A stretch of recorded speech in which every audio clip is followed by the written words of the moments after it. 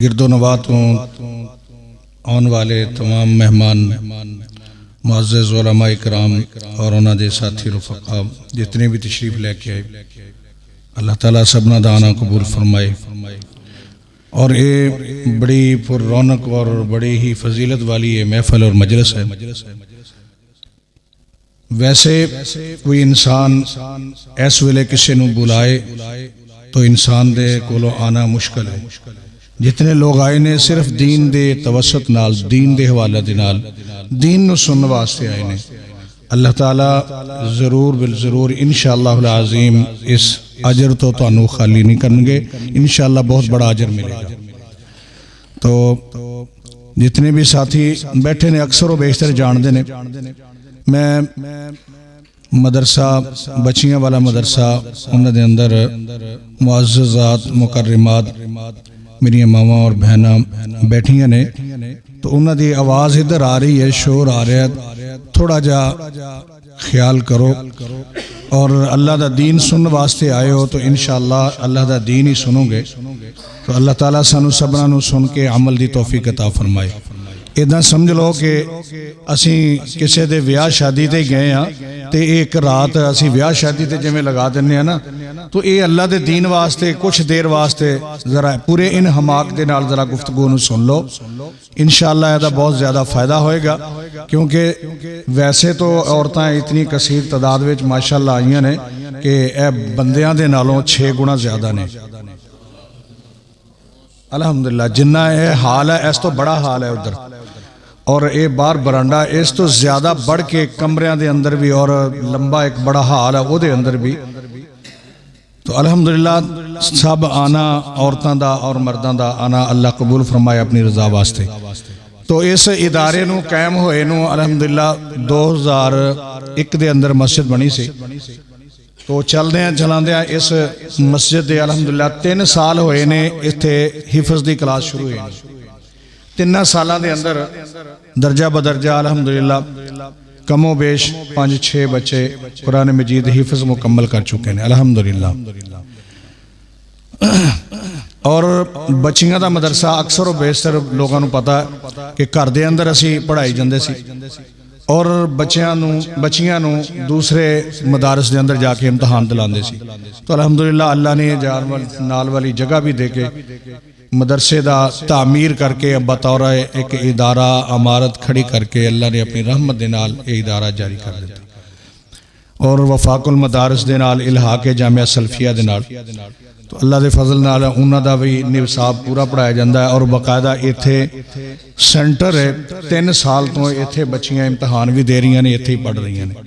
और कई दूसरे इदारे भी ने जिन्हां दी बच्चियां इत्थे आके साडे कोल वो इम्तहान देने वास्ते आउंदियां ने। तकरीबन कमो बेश इस दफ़ा 150 के करीब बच्चियां ने जिन्हां ने वफाकुल मदारस दा दरस निज़ामी दा दाखला भेजा है अल्हम्दुलिल्लाह।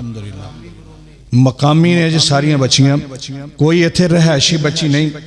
अल्लाह के फजल नाल सुबह बच्चियां आउंदियां ने 7:30-8 बजे, और स्कूल टाइम के अंदर 2-2:30 बजे वापस हो जांदियां ने। और इस इदारे के अंदर दीनी तालीम के नाल नाल खानादारी ये भी सिखाई जाती है, यानी घरेलू खाना पीना पकाना। बच्चियां नू अक्सर मौलाना अतीकुल्ला उमर साहब आए, उन्होंने मशवरा दिता कि ये बच्चियां दे अंदर कमी है। ये जो बच्चियां मदरसा पढ़ के जांदियां ने तो शादियां हो जांदियां ने, खाना पकाना नहीं आता, ससुरालियां दे नाल झगड़े हो जाते हैं, और बहुत सारे बच्चियां अपने घरों तो बेकार हो जांदियां ने इस वजह तो करके कि तेनू सारी जिंदगी पढ़ाउण ते लग दिता, ला छड्या, तेनू खाना पकाना नहीं सिखाया, तेन रोटी पकानी नहीं सिखाई, तो तुसीं ये भी सिखाओ। अल्हम्दुलिल्लाह वो भी असीं शुरू कर दिता। फिर एक दोस्त ने मशवरा दिता कि सिलाई भी बच्चियां नू सिखानी चाहिए, क्योंकि साडा हालात ऐसे ने कि असीं जट्टां ते जट्टां दे ही करना, असीं कोई गुजरां ते गुजरां दे ही करना, ये नहीं वेखना भी कोई बच्चा पढ़िया लिखिया या नहीं पढ़िया लिखिया। अनपढ़ है उन्होंने उत्थे ही रिश्ता करना है। वो अनपढ़ हो के ना कोई कारोबार करे, ना मुआशरे के अंदर कोई अच्छा अफराद बने, नहीं जी असी शादी इत्थे ही करनी है चूंकि बरादरी है। और ऐसियां दे लड़ लग जांदियां ते कि बच्चियां वो परेशान इन्ना हुंदियां ने कि घर दा खाना पीना चलना मुश्किल हो जाता है। इस वास्ते करके बच्चियां नूं सिलाई सिखाओ ताकि बच्चियां अपनी तालीम दे नाल नाल ये भी सीख के अपना रोज़गार भी कर सकन। कोई ऐसा मौका आ जाए, अल्लाह ना करे, कोई बच्ची कपड़ा लीड़ा सी के अपना गुजर बसर कर सके। अल्हम्दुलिल्लाह 25 सिलाई मशीना और 12 फुट चौड़ा और 25 फुट लंबा कमरा स्पैशल उन्होंने वास्ते ये तामीर किया बनाया गया। इस इदारे के अंदर 6 कमरे ने 12-25 दे और एक बहुत बड़ा हाल है 50 फुट का हाल और 38 फुट चौड़ा और एक बहुत बड़ा दरमियान अंदर रस्ता है तकरीबन 100 फुट लंबा और तकरीबन 18 फुट चौड़ा और 2 दफ्तर ने बाहर कायम किए, 2 गेट लाए ने अंदर बाहरों अंदर फिर अगे पर्दा ताकि पूरी हिफाजत के अंदर बच्चियां पढ़ सकन। किसी को मोबाइल ना रखने की इजाजत ना सुनने की ना वेखण की। ठीक है ना जी। ये दीनी तालीम फ़कत और फ़कत सिर्फ इस्लाम की तालीम वास्ते है और तुहाडे सामने दसण का यह मकसद है कि तुहाडे दिलां अंदर इस चीज़ का शौक पैदा होए, तालीम हासिल करने का शौक पैदा होए।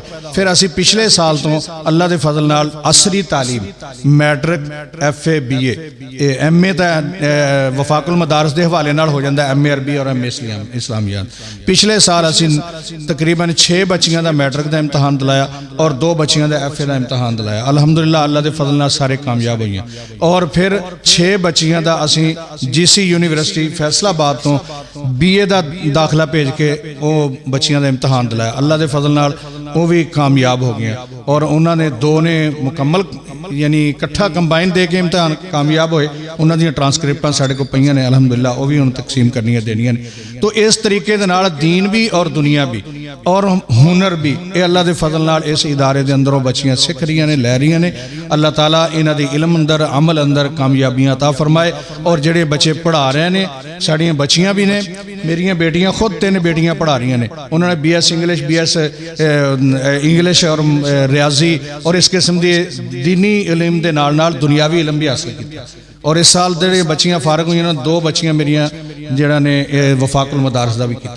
अल्हम्दुलिल्लाह इस तालीम इस वास्ते तुहानूं दस रहे हैं कि मैं बयान नहीं कर रहा, मैं तुहानूं कोई ऐसी एफिशिएंसी नहीं दिखा रहा, मैं सिर्फ तुहानूं हकायक दस रहा ताकि तुहाडे दिल इस पासे नूं माइल हो जान कि जिथे असीं यूनिवर्सिटियां दे धक्के खुआने बच्चियां नूं पढ़ाउण वास्ते डिग्रियां लैण वास्ते, वो तालीम नहीं है। तालीम ये तालीम है जिथे एक यानी साए दे थल्ले तुहानूं सारा कुछ अल्लाह इल्म दे रहा है। तो अल्हम्दुलिल्लाह ये बगैर किसी यानी कह लो मुआवजे दे, कोई फीस नहीं, कोई कह लो तनख्वाह नहीं।